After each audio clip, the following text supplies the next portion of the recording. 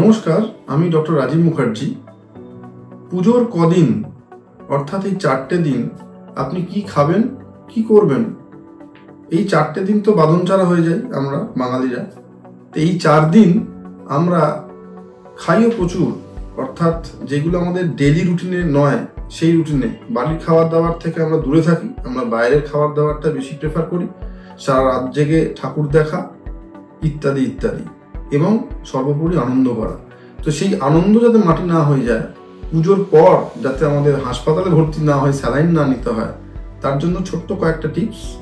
এই পুজোর কদিন আমি বলবো যে স্বাস্থ্যসম্মতই খাবার খাবেন। হ্যাঁ, নো ডাউট আপনি বাইরের খাবারই খাবেন, কিন্তু চেষ্টা করুন সে সমস্ত রেস্টুরেন্টে খাওয়ার যেগুলো পাকাপোক্ত রেস্টুরেন্ট, অর্থাৎ টেম্পোরারি জায়গা থেকে খাওয়া, যেখানে আপনি রেগুলার খান না, যেখানে টেম্পোরারি হয়ে গেছে, সেখানে ছাতার মাথার মতো গুজিয়ে উঠেছে এরকম টেম্পোরারি স্টল, সেখান থেকে অ্যাভয়েড করার চেষ্টা করুন।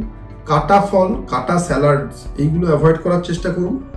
আর সর্বোপরি আপনি রাত জেগে ঠাকুর দেখুন, কোনো অসুবিধা নেই, কিন্তু পরের দিন চেষ্টা করুন যে সকালবেলাটা অন্তত 4-5 ঘন্টা ফ্রেশ ঘুম ঘুমিয়ে নিতে, না হলে কিন্তু আপনার স্বাস্থ্যের উপরই প্রবলেম হবে।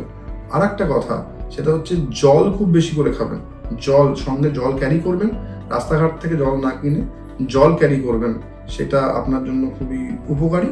আর এই পুজোর দিনগুলোতে এবং পুজোর দিনের পরে আমরা যেটা পাই, ইউটিআই অর্থাৎ ইউরিন ইনফেকশনের প্রচুর কেস। তাই আমরা বলি যে এই 4টে দিন যখন আপনারা ঘুরবেন, তখন যদি বাইরে শৌচালয় ইউজ করতে হয়, তাহলে পরিষ্কার পরিশ্রুত পরিচ্ছন্ন শৌচালয় আপনি ব্যবহার করার চেষ্টা করুন। নমস্কার।